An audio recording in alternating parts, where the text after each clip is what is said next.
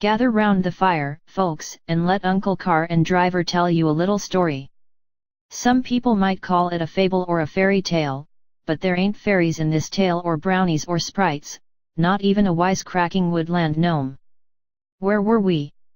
Right, way back in the mists of time known as the 1920s, before interstate highways and chairs that give massages, there was a land known as the Irish Hills.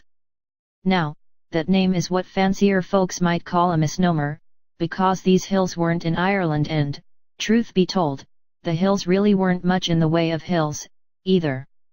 No, those hills were in Michigan, where any old lump is called a hill. Along US Route 12, once the trail that connected Detroit and Chicago, there lived a farmer named Edward Kelly whose land included part, but not all, of Brighton Hill.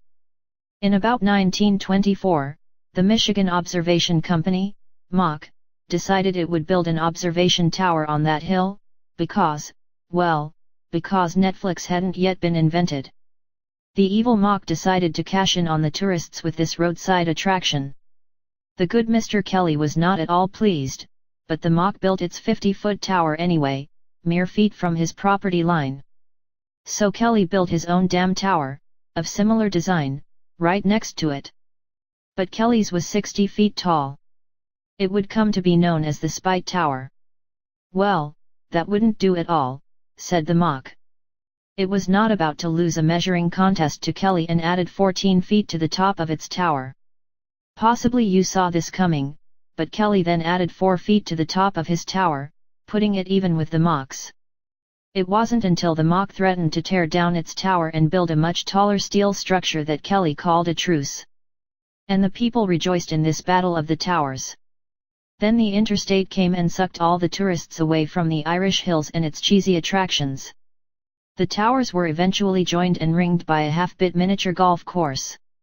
They now sit, stained and boarded up with their observation decks removed, a last-ditch effort to try to save them from the wrecking ball by making them nominally weatherproof until the current owner could raise the $300,000 it would take to repair them.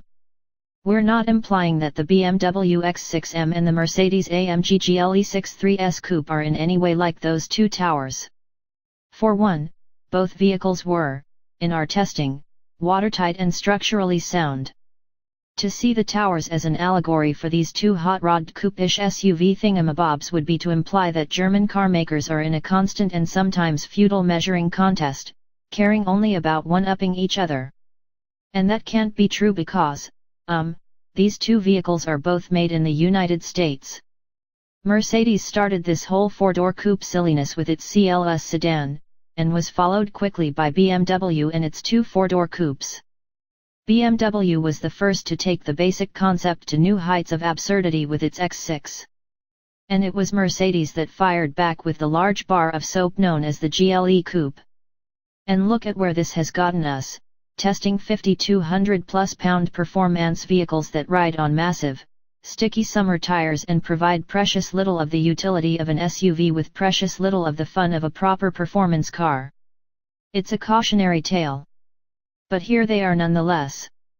A second-generation snub-nosed BMW X6M, which pumps out 567 horsepower from its twin-turbocharged 4.4-liter V8, performs astonishing feats on the test track and looks from the rear three-quarters view like a rat with no tail.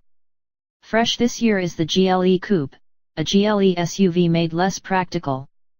Predictably, its 5.5-liter twin-turbo V8 makes 10 more horsepower than the X6MS engine, because, ours is bigger. Viewed directly from the rear, it looks like a sad robot with a chrome unibrow.